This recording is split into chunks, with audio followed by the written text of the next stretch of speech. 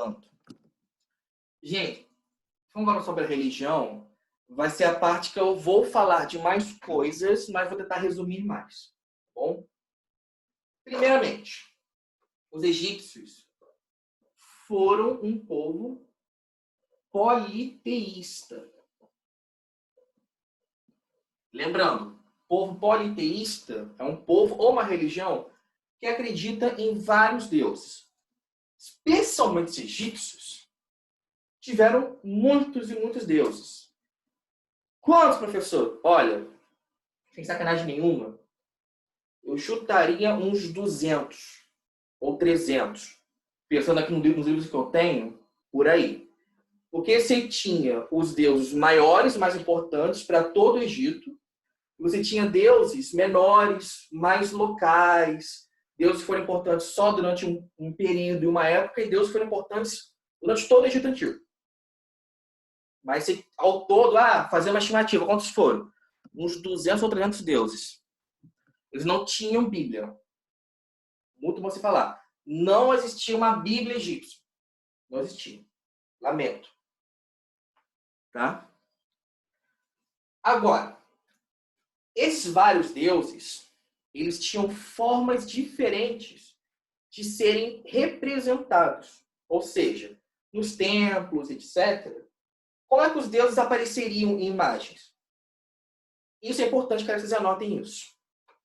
Eles tinham 3 formas de serem representados, de serem desenhados. Tá? Calma, gente, calma. Vou falar disso tudo. Primeiro, eu quero que vocês peguem essa palavra aqui. Morfismo. Eu vou falar 3 nomes que vão terminar com morfismo. Morfismo tem a ver com a forma como está sendo representado. Temos as palavras do grego zoo, que quer dizer animal, daí vem o nosso zoológico, e antropo, quer dizer humano. Por que eu estou dizendo isso? Porque, presta atenção agora. Quais são as formas que os deuses egípcios poderiam vir apresentados num templo, em algum papiro? 3. Primeiro, forma zoomórfica ou zoomorfismo. Zoo não é animal? Ou seja, podiam vir em forma animal. Zoomorfismo, então, é a forma animal de um deus. Antropo é humano, então forma humana. Antropomorfismo. E havia uma terceira, juta. Olha que nome bonito. Olha o nome que bonito. Antropozoomorfismo. Nomezão que lindo. Por que esse nomezão todo bonito aqui? Morfismo quer dizer forma. Zoo, animal. Antropo, humano. Então eu tenho forma animal, forma humana e forma mista. Os deuses vão aparecer em todas? Basicamente sim. Basicamente sim. Com algumas variantes. Você tem deuses que aparecem mais na zoomórfica ou na antroposomórfica. Deuses que aparecem mais na antropomórfica ou nessa outra aqui. Mas você tinha deuses que apareciam... Era basicamente assim. Ou Deus aparecia representado na forma de um animal que ele fosse aludido a ele. Por exemplo, você tinha a deusa Bastete, que era uma deusa relacionada com gatos. Então a deusa Bastete podia vir numa parede, uma coisa assim, com uma forma de um gato. Embaixo o nome dela, Bastete.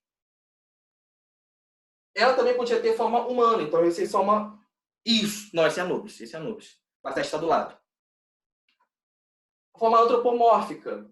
Osíris aparece muito só como humano totalmente. E como vinha muito antroposomórfica, ou seja, misturado humano com animal, era muito corpo humano e cabeça de animal. Grandes exemplos. Se pegarem Anubis, ele aparece muito com corpo humano e cabeça de chacal, que é um primo do cachorro. E Tote. Ele aparece com corpo humano e cabeça de um pássaro chamado ibis, que tem um bicão.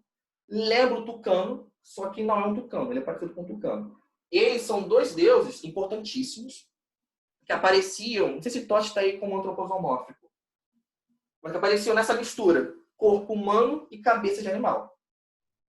Lembrando então, pode ter forma animal, zoomorfismo, forma humana, antropomorfismo, ou forma humana-animal, antropozoomorfismo.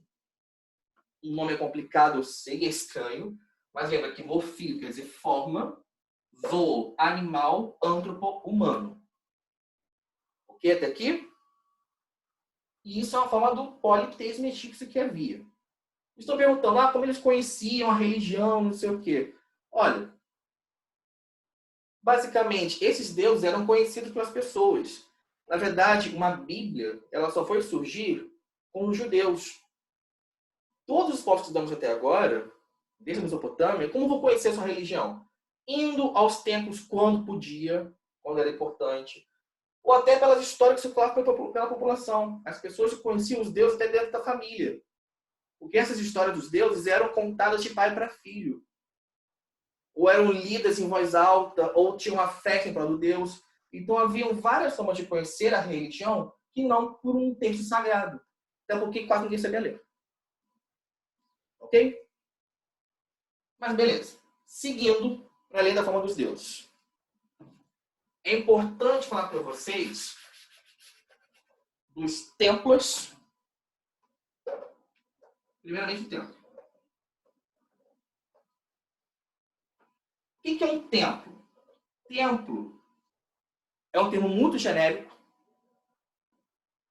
que quer dizer um lugar religioso. Vou botar assim. Eu posso falar que uma igreja é um templo? Claro, eu posso falar que uma igreja é um templo. Uma igreja é um templo. Porque é um prédio, algum lugar religioso, que ali eu vou por um motivo religioso. No Egito, você tem até hoje muitos templos. Os templos continuam vários até hoje, estão construções enormes, magnânimas. Qual era a função do templo? O templo era a moradia de um deus. Para eles, os egípcios, o deus, seja lá qual deus for, ele habita, mora num templo. Na verdade, assim, entrando agora em detalhes, o templo era enorme, tinha a parte externa e a parte interna. A parte externa era aberta ao público. A parte interna, que lá dentro ficava a estátua do Deus, não era aberta ao público. Só quem trabalhasse, tivesse permissão, podia ir até onde ficava o quarto do Deus, digamos assim. Era a câmara do Deus. Mas o templo era a casa do Deus. Então ele tinha uma importância religiosa muito forte. Quem trabalhava no templo? Basicamente, sacerdotes. Sacerdote também é outro nome muito genérico e amplo. Sacerdote, vou falar daqui a pouquinho. Sacerdote é um padre, um pastor, um rabino. Sacerdote é um termo bem geral, muito geral mesmo, que é qualquer pessoa que trabalha com religião. Ponto. Se a pessoa é um padre, é um sacerdote. Se a pessoa é um pastor, é um sacerdote. Se é um bispo, é um sacerdote. Se é um rabino, é um sacerdote. Um rabi, um sacerdote. Que seja. Vai ser um sacerdote.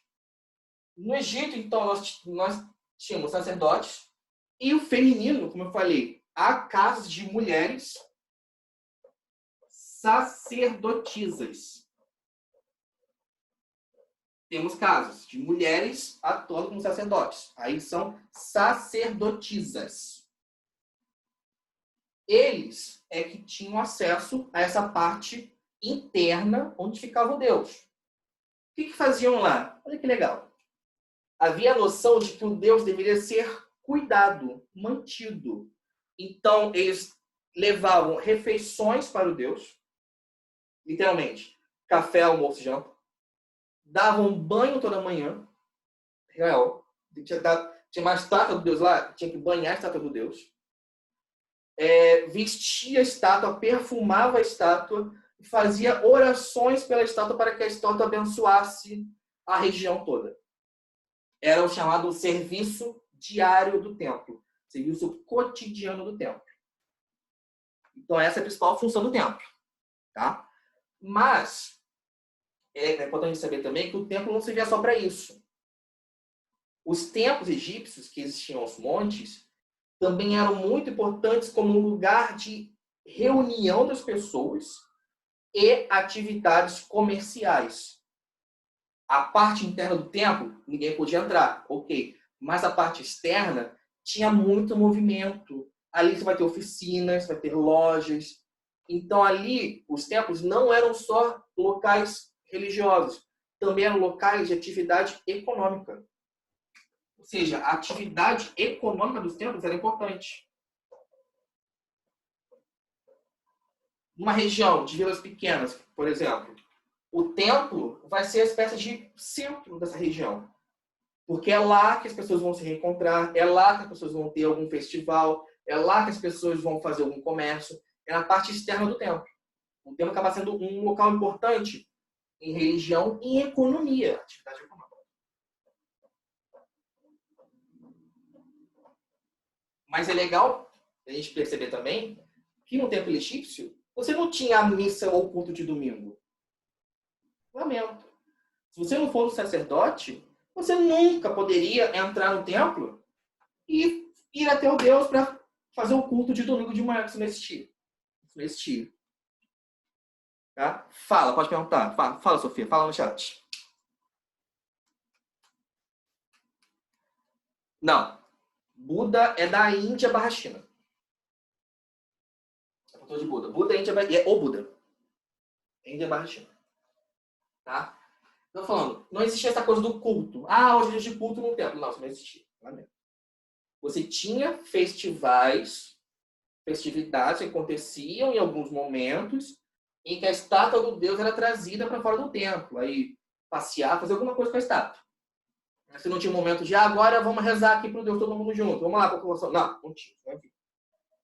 Como a população em geral fazia sua religião? Na parte de fora do templo, nas suas casas, em santuários pequenos pela rua. Eram outras formas. Então, o templo era muito importante. Agora, a parte que eu adoro também são as tumbas.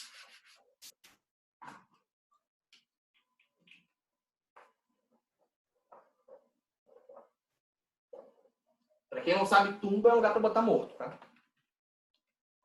Do Egito hoje, sobrou muito templo e tumba. Por quê? Porque os templos e as tumbas, elas foram feitos para durar. Foram feitos em pedra, que a ideia era para durar.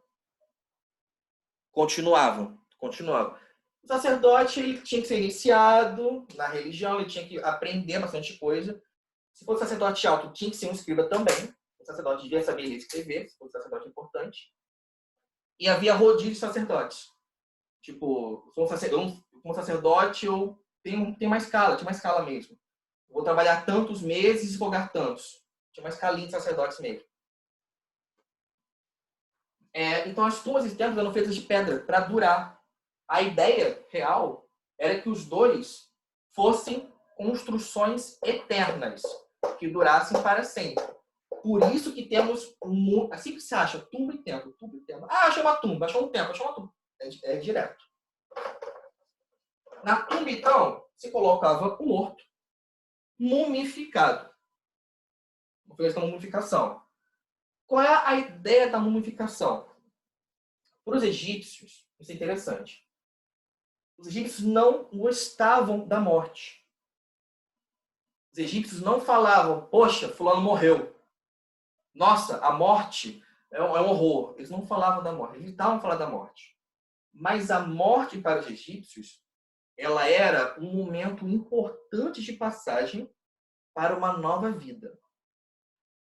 Era um momento delicado que essa pessoa morta, ela tem a chance de reviver, voltar à vida, uma forma superior de vida, que ela habitaria junto aos deuses. Seria o nosso morreu para o paraíso, para o céu. É basicamente isso. Então a morte é um momento de passagem para os egípcios. O corpo era dissecado, ressecado e mumificado para ser conservado e durar para sempre. Porque se o corpo for destruído, eles acreditavam que a pessoa não teria mais como viver para sempre, não teria como sua alma, digamos assim, botar entre aspas, sua alma, que não havia noção de alma, enfim, não vou botar esse detalhe, sua alma também pereceria. Então, manter o corpo na mumificação era importante por isso. Porque o corpo seria a forma que essa pessoa continuaria a existir. Não. Não, eles tinham vários, eram politeístas, por favor. Tá? Acho que era politeísta, eles eram politeístas. Então, na tumba, o que tinha na tumba? Você tem tumbas grandes e pequenas. Semana passada eu estava lendo sobre uma, a de Amonatep, que ela tem umas 20 salas diferentes, se estende por todo um quarteirão, é uma coisa enorme. Mas o que tinha a tumba? Igual no templo. Você tinha uma parte, botar a parte A e a parte B. A parte A, ela basicamente era de acesso geral. Você podia, você como habitante, ir lá e visitar uma tumba. Vou visitar a tumba. Aqui tinha capelas, tinha um lugar para circular. A parte B, que era basicamente até enterrada na terra, ficou redundante, mas é isso, até enterrada, ela era lacrada, trancada, botava uma parede ali, e lá dentro ficava o corpo da pessoa mumificado. Um caixão, um sarcófago, tudo bonitinho. A ideia era sempre que onde ficava o corpo mumificado, sepultado, ninguém podia entrar. Mas tinha uma parte que era para ser visitada sim. Era para ser visitada. Os egípcios tinham muitos festivais, festas e, enfim, faziam muitas atividades nos cemitérios. Porque eles se preocupavam muito em honrar os mortos, em sempre ir lá orar por eles, fazer ofertas religiosas de comida, sempre lembrar deles, isso era importante. Porque não é, lembrando, né, a questão não é a morte em si, mas o que a pessoa acreditava, como a pessoa viria a ter uma nova existência após a morte. Tá? Então, tumba, templo. As famosas pirâmides. Então, uma pirâmide. E não sei o que pirâmide. Mas a pirâmide. E a pirâmide. Elas começaram como tumbas. Na verdade, as pirâmides, as maiores pirâmides, elas são tumbas. Eles não fizeram só pirâmides. Detalhe, tá? A pirâmide é uma construção mais antiga, que depois de um tempo deixou de ser bastante usada. Porque o negócio é demais para fazer toda hora. Então, não fazer só pirâmides. Muitos reis importantes não foram sepultados em pirâmides. Alguns sim, mas não todos. Tá? Pelo amor de Deus. Se falar que só tinha pirâmide no Egito, tá mentindo. Tutankhamon, por exemplo, falaram, não tinha pirâmide, era uma tumba normal. E essas pirâmides, elas eram tumbas dos faraós mais importantes. Temos 3 mais importantes pirâmides. Isso é bom vocês anotarem. Ficam no chamado Planalto de Gizé.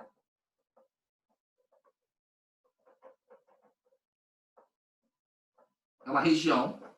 Se jogarem no Google, vai aparecer lá. Planalto de Gizé. Vai aparecer 3 pirâmides enfileiradinhas. E vai aparecer a esfinge. É tudo aí.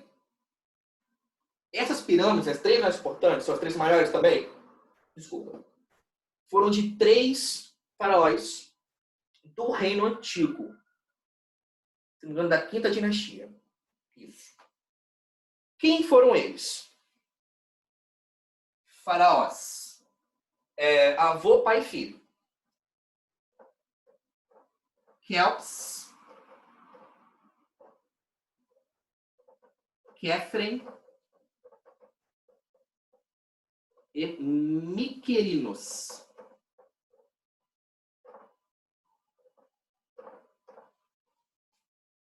Avô, pai e filho. Maior pirâmide, pirâmide mais ou menos, menor pirâmide. São as 3 maiores pirâmides do Egito Antigo. Então, se alguém alguma vez falar para vocês falar, vou ao Egito visitar as pirâmides, ela vai para cá. Ela vai vir para o de Gizé, vai ver as pirâmides de Kelps, Kefren e Miquerinos.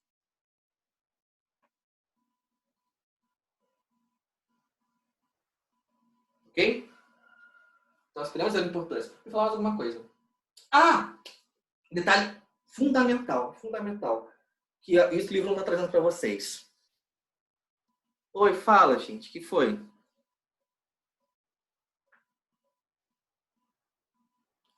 Pessoas que costumavam morar em pirâmides? Não! Pessoas não moravam em pirâmides nem em túmulos. Pirâmide era para sepultar os mortos. Pessoas moravam em casas. Um detalhe importante, só para fechar isso aqui. Vou fechar tudo numa vez só.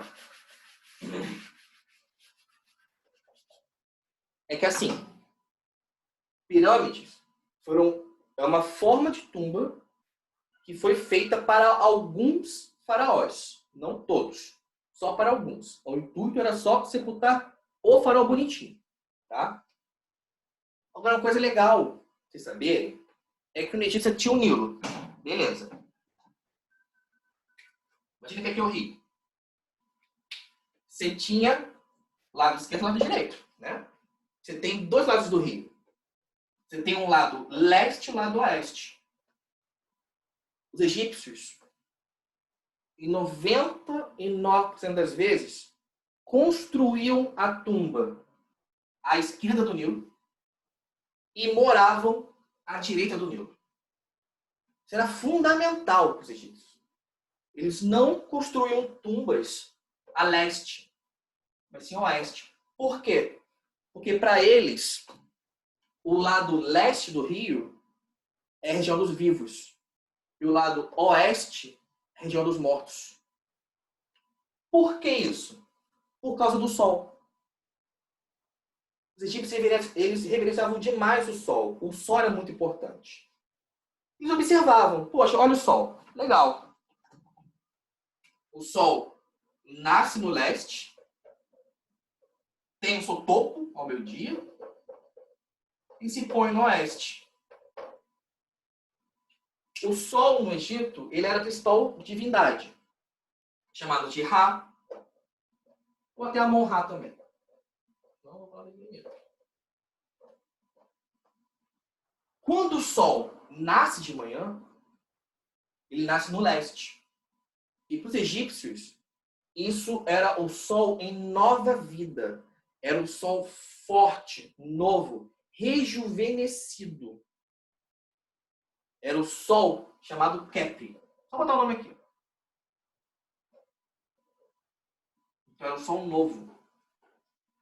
Meio-dia é o sol em toda a sua potência, sua força. O sol está lá. O sol está no máximo, 100%. É o sol Ra. Mas no fim da tarde, o sol está se pondo. Os egípcios, na verdade, o sol está velho. O sol está sem forças. O sol estava morrendo. É o sol atum. Para os egípcios, então, o leste, que era quando o sol estava nascendo, é sinal de vida. E o oeste, que é onde o sol se põe, é a terra dos mortos. Porque quando o sol se põe, ele está indo para a terra dos mortos. E ele, mais legal, ele vai fazer uma viagem em uma barca celestial. Isso é legal da história. Uma barca celestial pela terra dos mortos durante toda a noite, para que na manhã seguinte ele volte a nascer rejuvenescido com sua força restaurada. Esse é o ciclo diário do sol. De dia, leste-oeste. De noite, ele ia por baixo da terra, na região chamada Duat, para recuperar todas as suas forças. Mas por isso, então, nós temos que as tumbas eram no oeste. Por quê? O oeste é o sol se pondo. Era onde o sol se punha. Então, eles falavam muito isso. Eles não falavam terra dos mortos. Ah, cemitério. Eles falavam sempre o oeste. Meu corpo está no oeste. Minha alma está no oeste. Osíris é o senhor do oeste, porque oeste é sempre uma forma deles falarem é o lugar da morte. É lá onde estão os mortos. Enquanto o leste é onde estão os vivos. Onde estão as cidades, onde estão os faraós e por aí vai. Dificilmente, muito dificilmente, eles moravam no oeste. Muito dificilmente. Muito dificilmente. E mais dificilmente ainda, eles enterravam alguém no leste. Assim, é raríssimo. É tão raro que a gente nem considera. É raro do raro do raro. Tá? Então, acho que fechou. Eles fizeram tudo que tinha que falar para vocês hoje. Deixa eu